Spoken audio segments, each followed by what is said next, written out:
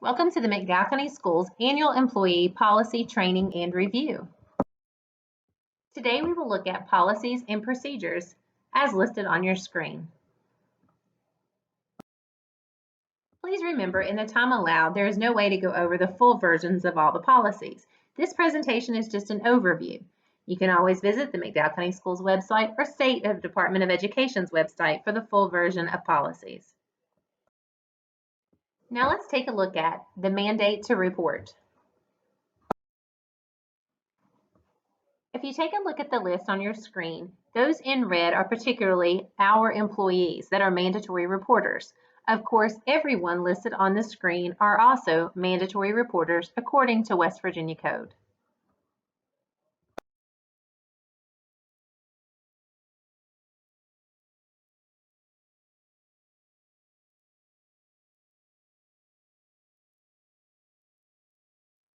When and who are mandatory reporters? Mandatory reporters shall immediately and not more than 24 hours report to DHHR. Required direct reporting by an individual who received disclosure or suspects abuse. Reporting to a supervisor does not exempt a person from this mandate. Students might share with you 3 different types of disclosures: indirect hints, disguised disclosures, disclosures with strings attached. How do you make a report? Simply call the number to the West Virginia Child Abuse Neglect Hotline on your screen. For serious physical abuse or sexual abuse, please also contact the state police and local law enforcement. You should contact CPS whenever you reasonably suspect abuse. CPS will accept your report and determine if the child is safe or needs protection. What will CPS ask when you make a report? They might ask family demographics, the alleged abuse or neglect, specific caregiver information, events or circumstances related to the abuse or neglect, the effects. They also might ask you some general information, including the condition or function of the child, the location, the state of mind, or emotions and fears of the child, proximity of threat, and access to those who can help and protect.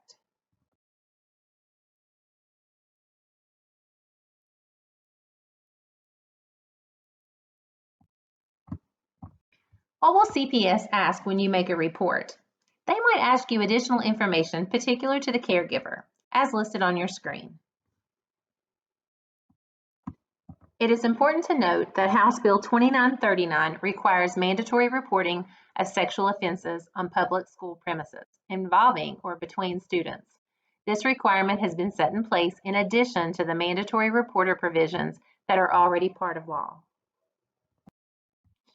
A person or official or institution required to report a case involving a child known or suspected to be sexually assaulted or abused, or a student known or suspected to have been a victim of any non-consensual sexual contact, intercourse, or intrusion, who knowingly fails to do so or knowingly prevents another person acting reasonably from doing so, is guilty of a misdemeanor punishable by not more than 6 months in jail and or a fine not more than $10,000 according to West Virginia Code.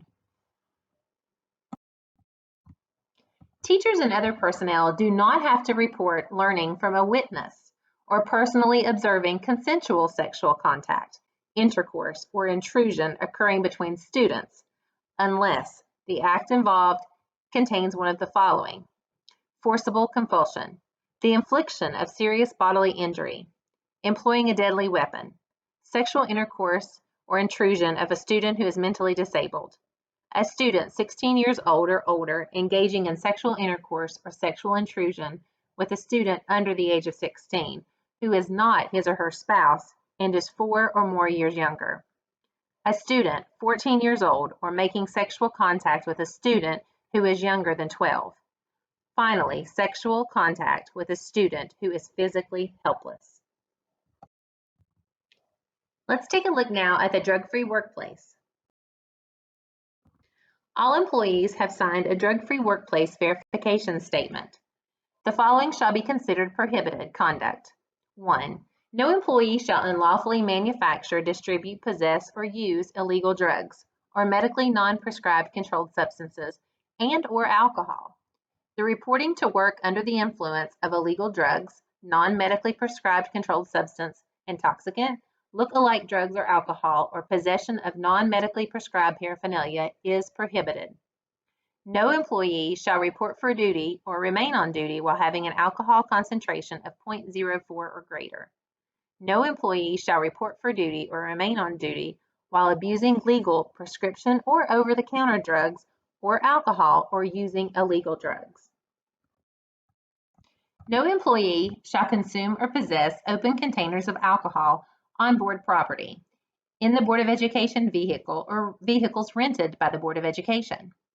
No employee shall refuse to submit to a post-accident reasonable suspicion, return to duty, or follow-up alcohol or drug tests as applicable. No employee shall report for duty or remain on duty when the employee uses any controlled substance, except when the use is pursuant to the instruction of a physician, who has advised the employee that the substance does not adversely affect the employee's ability to perform assigned duties. If an employee engages in the prohibited conduct as a result of the misuse or abuse of legal medications and/or the use of illegal drugs, non-medically prescribed controlled substances, intoxicants, look-alike drugs or alcohol, and otherwise violated the terms of this policy, the employee shall be deemed unqualified to perform his or her duties and shall be immediately removed from the assignment in order to protect the policy, safety, and welfare of students and adults in the school environment. The removal will constitute a paid or unpaid suspension at the discretion of the superintendent and local board. If an employee violates any portion of a testing facility's protocol for obtaining a sample from the employee, which protocol has been explained to the employee orally and/or otherwise, the employee shall be deemed unqualified to perform his or her assigned duties and shall be immediately removed from his or her assignment in order to protect the health, safety, and welfare of students and adults on the school environment. Consequences and other information may be found in the complete policy at the URL listed on your screen. The McKinney-Vento Homeless Assistance Act. Unaccompanied children and youth. Those students who experience homelessness are defined as children and youth who lack a fixed, regular, and adequate nighttime residence and can include those who are sharing housing or doubled up due to economic hardship, living in motels, hotels, trailer parks, campgrounds, living in emergency shelters or abandoned in hospitals. Those who have a primary nighttime residence that is public or private that's not designated for ordinarily sleeping. Living in cars, parks, abandoned buildings, substandard housing, bus or train stations, or public spaces. Also, those children who are migratory, living in above circumstances.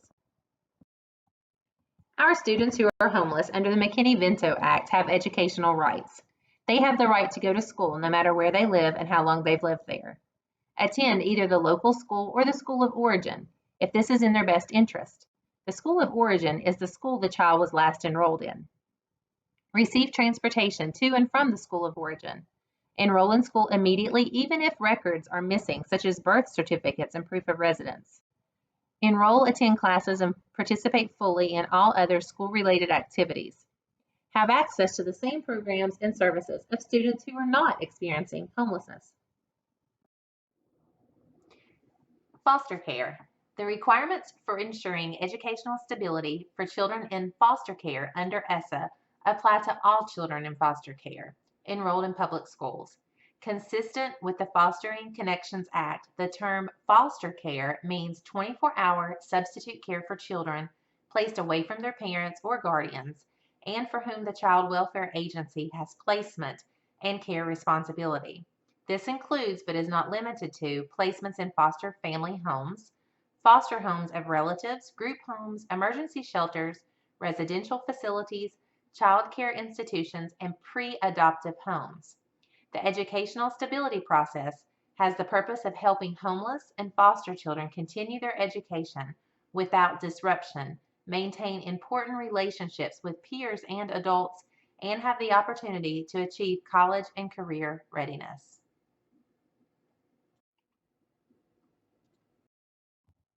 Maintaining the security and privacy of student data, also known as FERPA. You have access to data tools that allow you to view individual student records for performing your official duties. You are legally and ethically obliged to safeguard those records. The purpose of this presentation is to inform you of your responsibilities in protecting students' privacy. What are your responsibilities?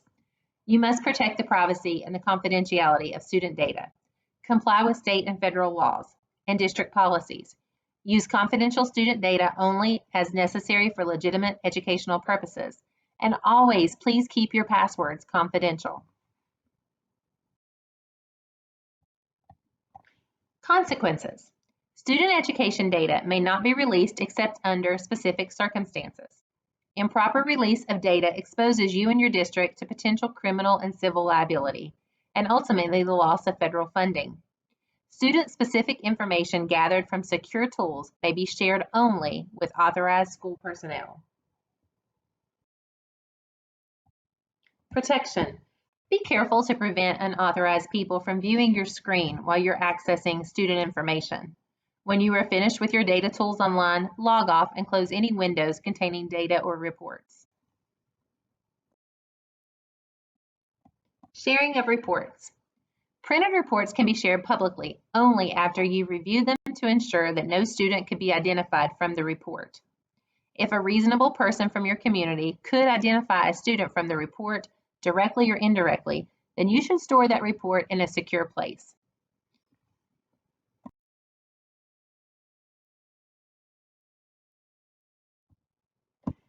FERPA. What is FERPA? FERPA is known as the Family Educational Rights and Privacy Act of 1974. FERPA are federal regulations that govern access to the release of personally identifiable information found in student records. It applies to all schools that receive funds under applicable programs of the Department of Ed. It does not apply to private schools whose students or teachers receive services from the local board or state education association, unless the private school also received federal funding. Purposes of FERPA. Access to educational records for parents and students. FERPA affords parents the right to have access to their child's educational records, to seek to have the records amended, and the consent to the disclosure of personally identifiable information from education records except as provided by law. For authorized representatives, to limit on disclosure, prior written consent, and consent exceptions. Directory information. Information in an educational record of a student that would not generally be considered harmful or an invasion of privacy if disclosed. As defined in Policy 4350, directory information can include the following.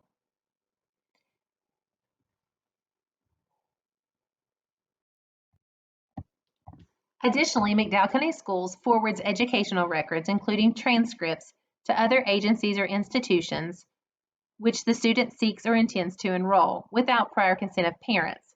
Also, McDowell County Schools can share personally identifiable information with other school officials with legitimate educational interests, with another school at which the student intends to enroll, with other state or local educational agencies and authorities for auditing and evaluations. Also, McDowell County Schools can share personally identifiable information about students if the school district has designated the information as directory information. Please let's make it clear that directory information is not a child's social security number or a student's WEVIS ID. Student record information. Educations are directly related to the student and maintained by the educational association or institution or by a third party acting for the agency or institution. Student records may be disclosed to the student without proper authentication. FERPA requires the use of reasonable methods to determine the identity or intended and authorized recipient of information and authenticate or ensure that the recipient is in fact who or she proposes to be. Parent access procedures.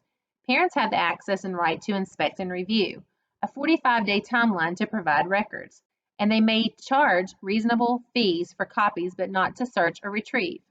Exceptions.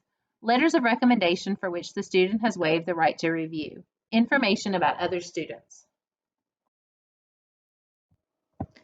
Personally identifiable information. Student's name, parents or family member's name, student's address, and other information that would allow a reasonable person in the school or community who does not have personal knowledge of the relevant circumstances to identify the student with reasonable certainty. Indirect identifiers such as date and place of birth and mother's maiden name. Other information that alone or in combination is linked or linkable to a specific student that would allow a reasonable person in the school community who does not have personal knowledge of the relevant circumstances to identify the student with reasonable accuracy. Reasonable methods. Regulations require the use of reasonable methods to ensure access is only given to those with legitimate educational interest. Reasonable methods could include physical control, technological control, administrative policies. This also means no student data is transferred off-site using portable media, such as thumb drives, or are sent via email unless it is a password-protected file.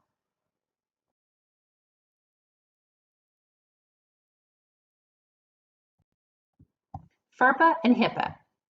At the elementary or secondary school level, students' immunization and other health records that are maintained by a school district or individual school, including a school-operated health clinic that receive funds under any program administered by the U.S. Department of Education, are education records subject to FERPA, including health and medical records maintained by a school nurse who is employed by or under contract with a school or school district. What can and cannot be released. Individual student data can never be publicly published or released. Summary, that's aggregated data, can be released, but only if the group size is large enough to protect the privacy of individual students. When the identity of an individual student could be inferred due to a small group size, treat that report as confidential. The summary reports to which you have access may contain small group sizes and should therefore be treated as confidential. Disability, harassment, discrimination, and student employees.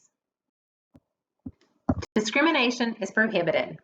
McDowell County Schools and the West Virginia Department of Education do not discriminate on the basis of sex, race, color, national origin, religion, disability, gender, sexual orientation, and age, employment, and in the administration of any of its educational programs and activities. Harassment and discrimination. What is it? It's unwanted and unwelcome. Conduct or communication that has the purpose or effect of substantially or unreasonably interfering with an individual's employment or education, or creating an intimidating, hostile, or offensive employment or educational environment. Harassment and/or discrimination are illegal under the Civil Rights Act of 1964, as amended, Title IX of the Education Amendment of 1972, and Section 504 of the Rehabilitation Act of 1973 for students and employees. Harassment or violent procedures for reporting, investigating incidents of racial, sexual, religious, ethnic disabilities.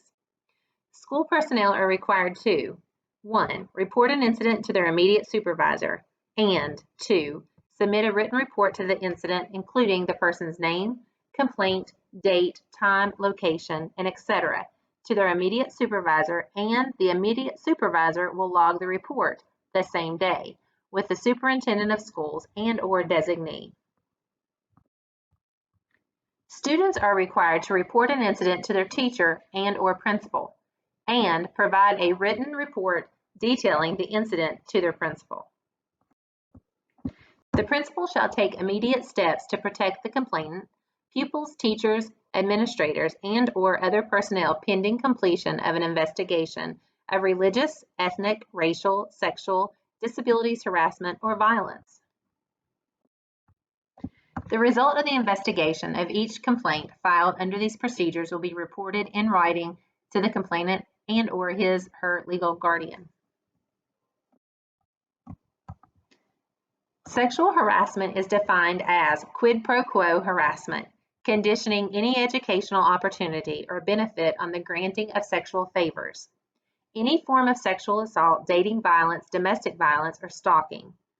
Unwelcome conduct of a sexual nature that is so serious, pervasive, or objectively offensive that it effectively denies a person equal access to an educational program determined under a reasonable person standard.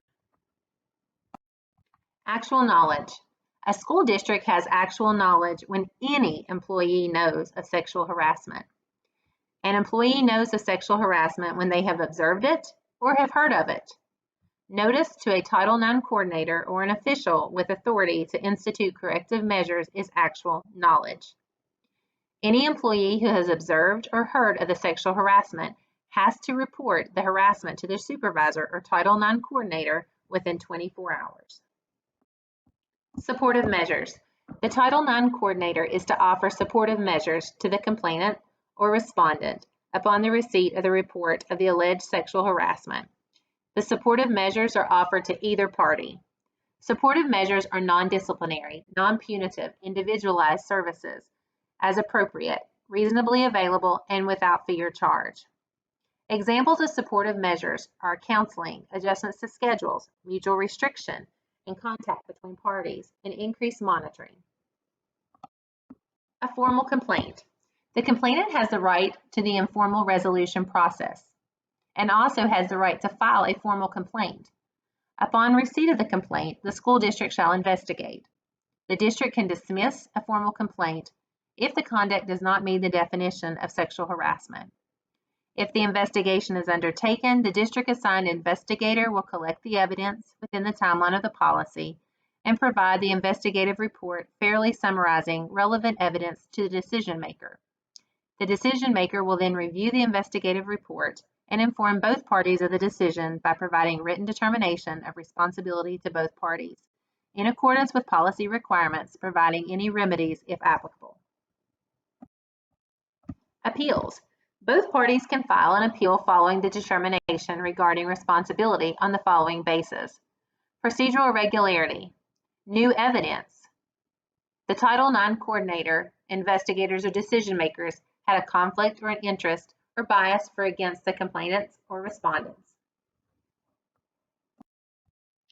Now we'll move into the Employee Code of Conduct. All employees shall exhibit professional behavior by showing positive examples of preparedness, communication, fairness, punctuality, attendance, language, and appearance. Contribute, cooperate, and participate in creating an environment in which all employees and students are accepted and are provided the opportunity to achieve at the highest levels in all areas of development. All employees shall maintain a safe and healthy environment free from harassment, intimidation, bullying, substance abuse, and/or violence, and free from bias and discrimination. All employees shall create a culture of caring through understanding and support. Employees shall immediately intervene in any code of conduct violation that has a negative impact on students in a manner that preserves confidentiality and the dignity of each person. Demonstrate responsible citizenship by maintaining a high standard of conduct, self-control, and moral ethical behavior. And of course, comply with all federal and West Virginia laws, policies, regulations, and procedures. Inappropriate physical and emotional boundaries. Behavior between educators and students must serve a demonstrated educational, health, or safety purpose.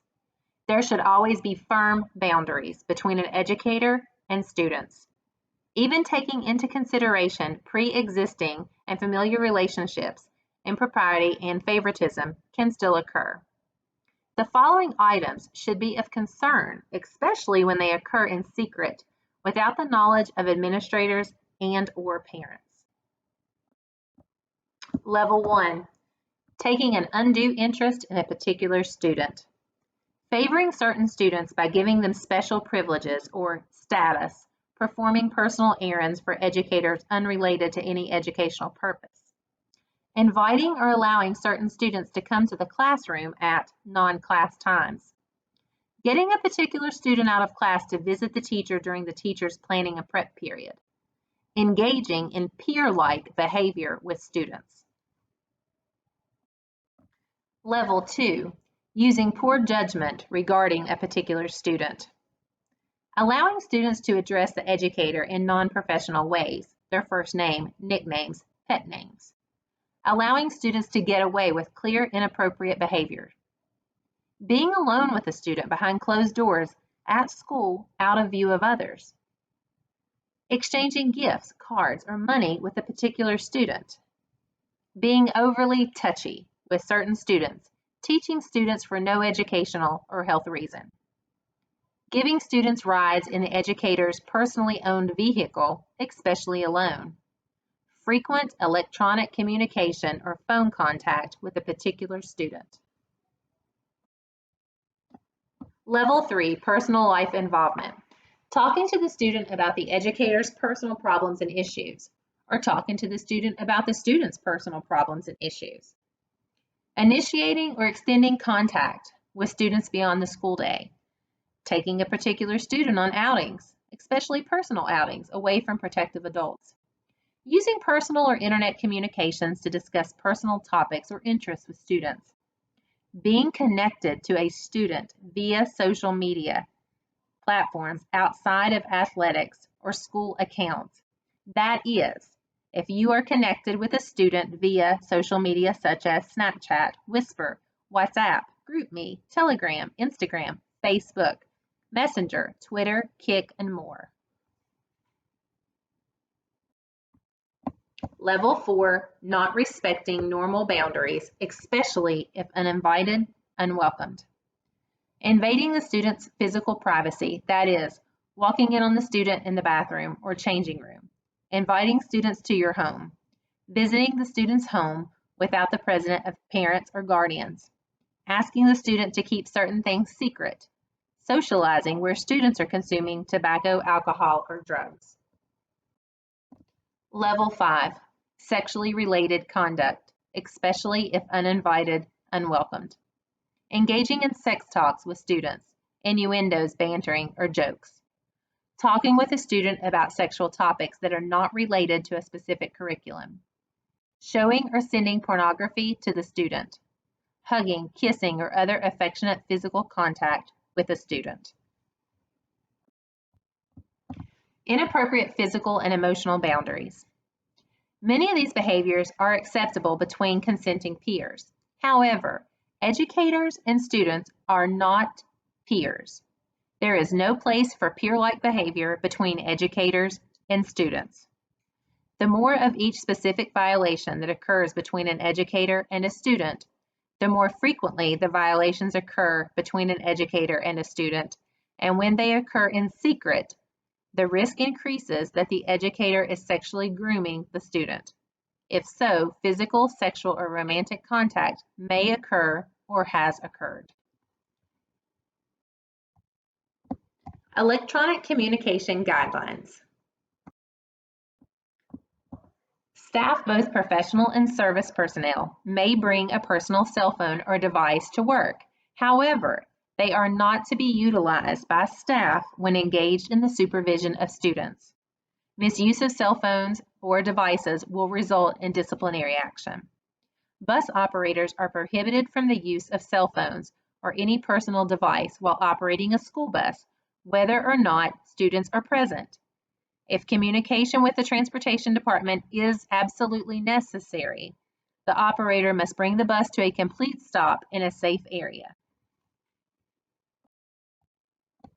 This policy does not prohibit any device used for medical purposes that is worn by an employee because of a condition that requires its use. The employee must have on file with the supervisor a signed statement from a licensed physician. This policy does not prohibit the use of a personal device to manage calendars, set reminders, make work-related calls, or utilize productivity apps. However, county-issued devices are to be used for programs and apps such as ClassDojo. Employees are personally and solely responsible for the care and security of their own devices. The board assumes no responsibility for theft, loss, or damage or misuse or unauthorized use of a device that is brought onto the McDowell County Board of Education property.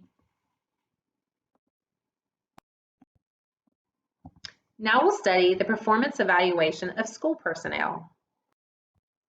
The key purposes of the revised West Virginia Educator Evaluation System are to set high standards for both veteran and new teachers, ensure high-quality instruction focused on student achievement, and encourage continuous growth.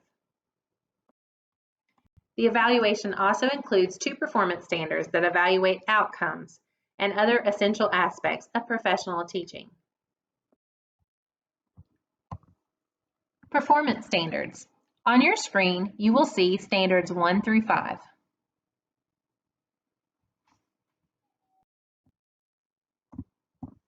And here are standards 6 through 7. In order to be a manageable, effective evaluation system, each standard has elements. The standards have a total of 16 critical standard elements.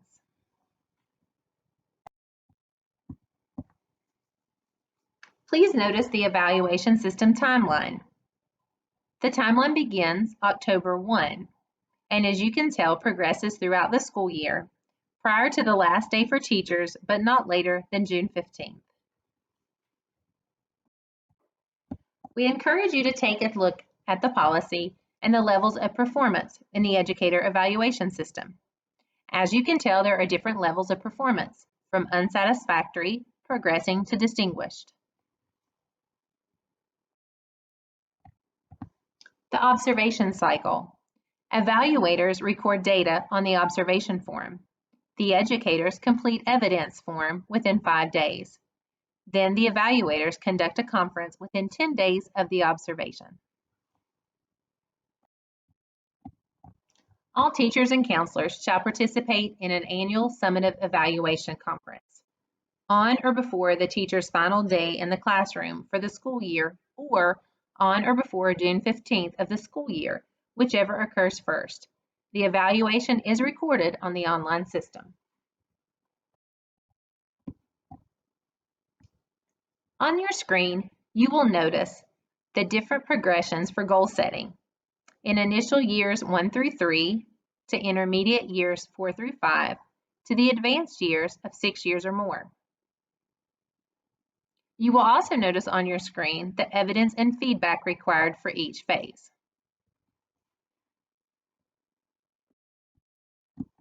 A focused support plan should be proactive and preventative.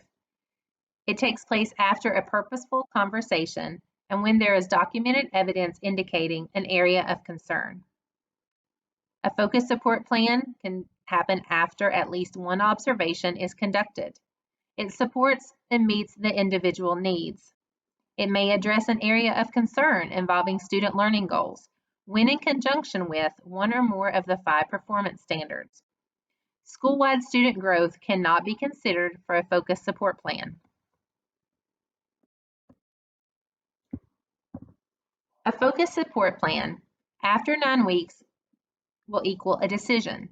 Success equals meeting standards. Adequate progress equals may continue the focused support plan for 9 more weeks. Inadequate progress equals evaluate and initiate a corrective action plan. Please note, educators will remain on their current progression while implementing a focused support plan. A corrective action plan, 18 weeks, but may commence at any time. Inadequate progression on the focused support plan, an evaluation shows unsatisfactory performance on one or more of the 5 performance standards. The corrective action plan may address an area of concern involving student learning goals when in conjunction with one or more of the 5 performance standards. School-wide student growth cannot be considered in a corrective action plan. Certain instances may require immediate action according to code. It may or may not be repeated. If evidence does not demonstrate adequate progress has been made at the conclusion of the 18-week period, termination for unsatisfactory performance shall ensue. Service evaluation. Evaluation shall be conducted of each service employee at least once per school year. Observations and evaluations may address any and all job performance duties as follows. Employee's job performance specific to the employee's assigned job duty within his or her service personnel classification and the relevant posting. Employee's level of cooperation and communication with other employees and supervisors. the employee's attendance habits, including timely reporting for work. Additional evaluations may be completed at any time during the school year. Service evaluation. The supervisor shall share the written evaluation with the employee during a scheduled conference within 5 working days after the completion of the written evaluation. The employee has the right to attach a written statement as an addendum to the evaluation. The employee shall sign the evaluation form denoting the supervisor has reviewed the evaluation with the service employee and that the employee has received a copy. The signature shall not imply that the employee is in agreement with the evaluation's comments. Refer to the full policy for specific details. Board of Risk and Insurance Management. Workers' compensation.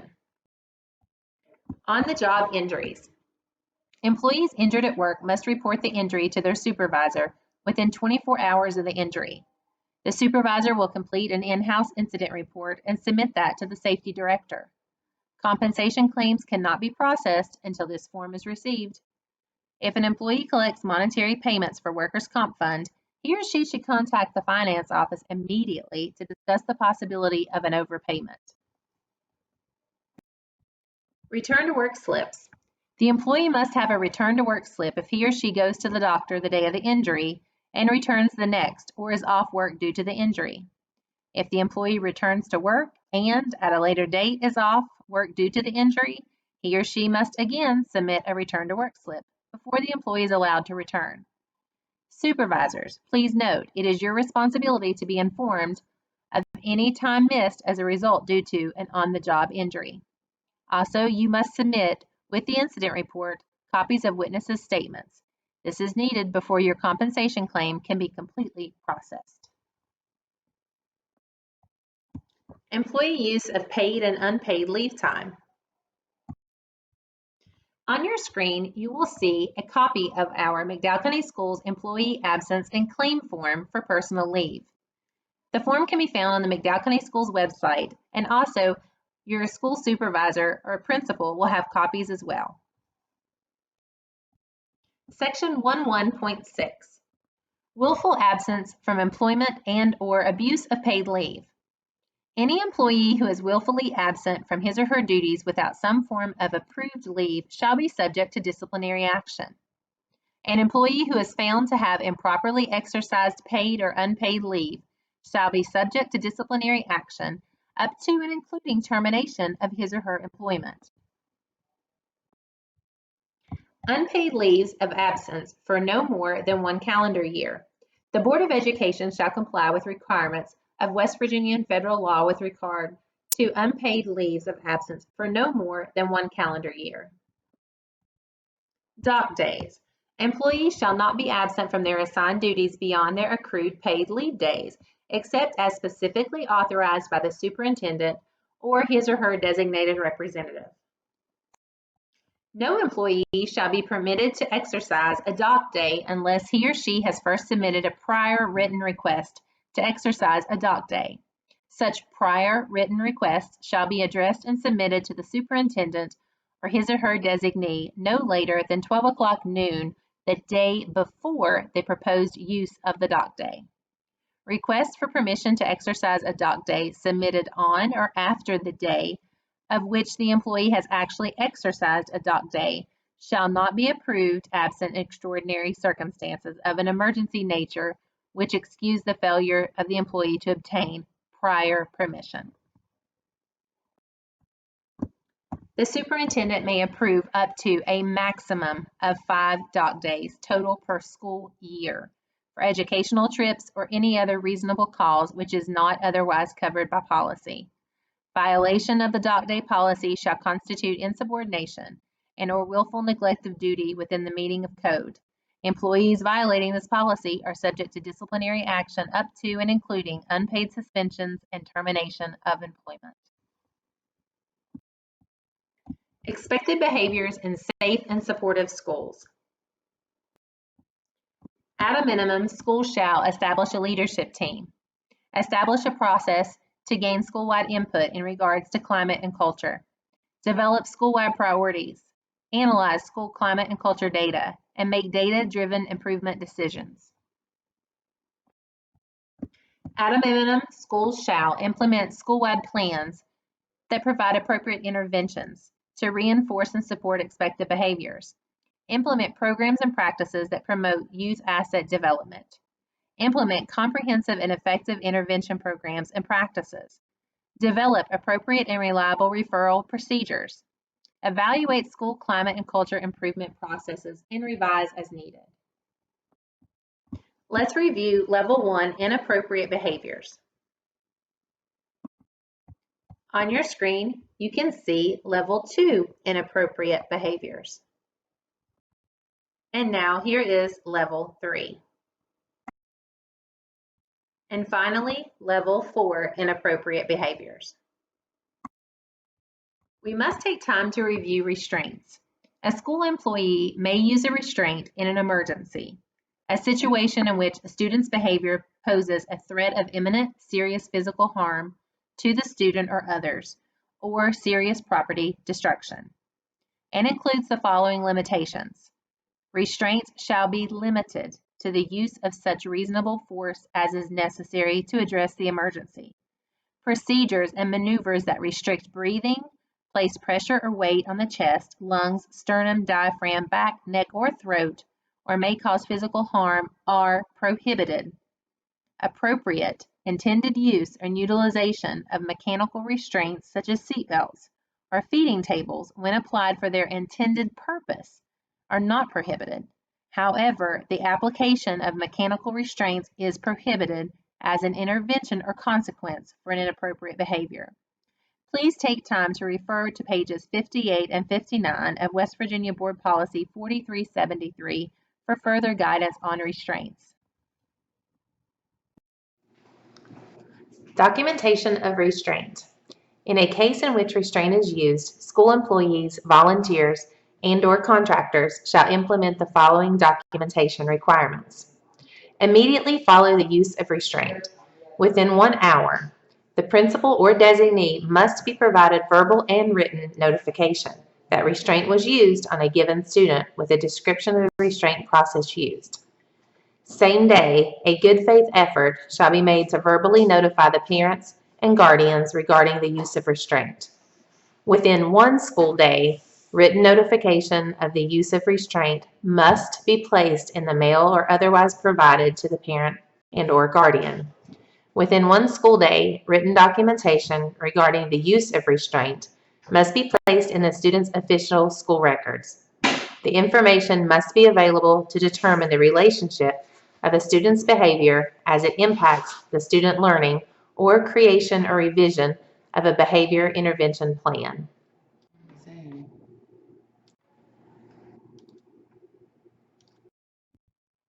Acceptable use policy key points. Please note an electronic copy of this entire policy can be found on the McDowell County website under the County Technology section. The use of the internet is an educational privilege, not a right, and inappropriate use will result in the cancellation of those privileges. Students must have written parental consent to use the system. A parent can rescind the consent at any time, which will terminate the student's use of the technology. As educators, we will teach the responsibility to students about safe and responsible use of the internet and network. It is our responsibility for monitoring students' use and intervene if students are using it inappropriately. It is also our responsibility to report misuse of his or her administrator or office of technology. Please understand there is no expectation of privacy. We have the right to inspect any user's virtual hard drive or files that it contains. McDowell County Schools has the right to give permission to the teachers, school administrators, and parents to review the use of McDowell County Schools tools by a student whom they think may be misusing the system.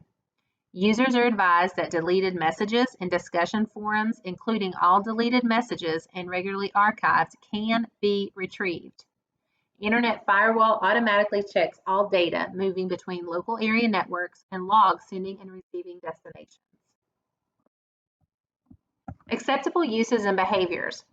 Please review the policy in its entirety. By signing the AUP agreement, Everyone agrees to all established guidelines for unacceptable uses and behavior identified with this policy. And now we will review West Virginia Policy 2322, Local School Improvement Councils. The purpose of our LSIC is to assist the school and the school system to ensure that parent, family, business, and community involvement is embedded in all parts of school improvement, to help and develop and promote the school and the system's vision, to represent the voice of the community, of all of our stakeholders.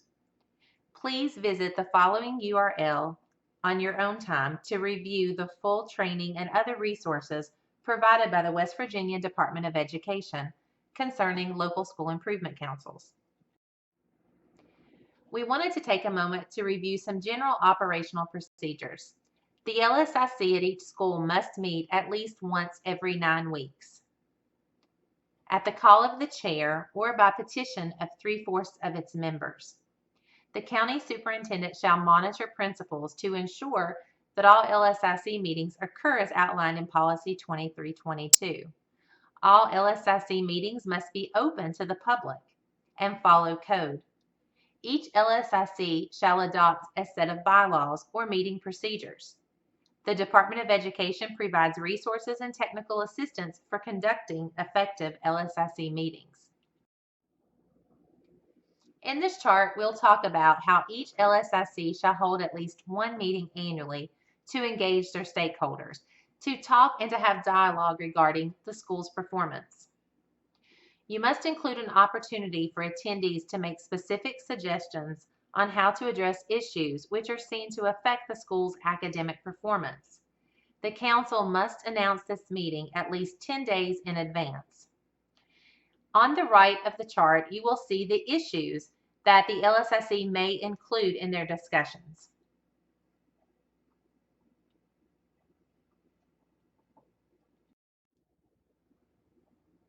For LSIC activities, we're going to talk about 4 different purposes. You could propose alternatives and promote innovation while in your meeting. Request a waiver for rules and policies of the county and state board. You could make appeals and also, most importantly, assist the school in strategic planning to improve student performance. Procedures for designated hiring and transfer of school personnel. Faculty Senate participation. A majority of the Faculty Senate may elect a committee, including a committee chair, which will be responsible for making hiring recommendations regarding classroom teachers. There are several options that include 3 individuals, which shall include a chair. Not less than 7 or more than 11 individuals, which shall include a chair.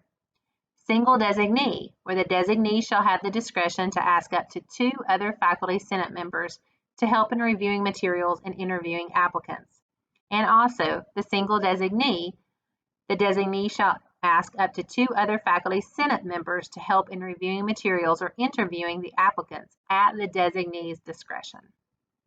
All Faculty Senate members must have completed the Department of Education's designated or approved interview training prior to assisting. Faculty Senate may vote to change their selected process at the conclusion of each school semester for the next semester.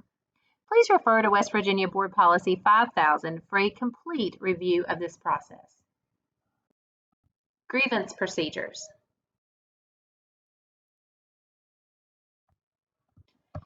The Board of Education recognizes the need to resolve differences which may arise in the workplace.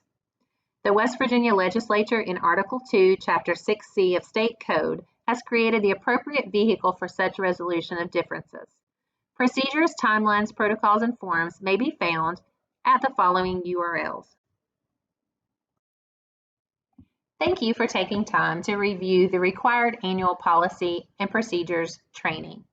For more information, as always, please visit the West Virginia Department of Education's website or our McDowell County Board of Education website for full versions of policies and law. As always, if you have any questions, please feel free to call us at the central office. Thank you.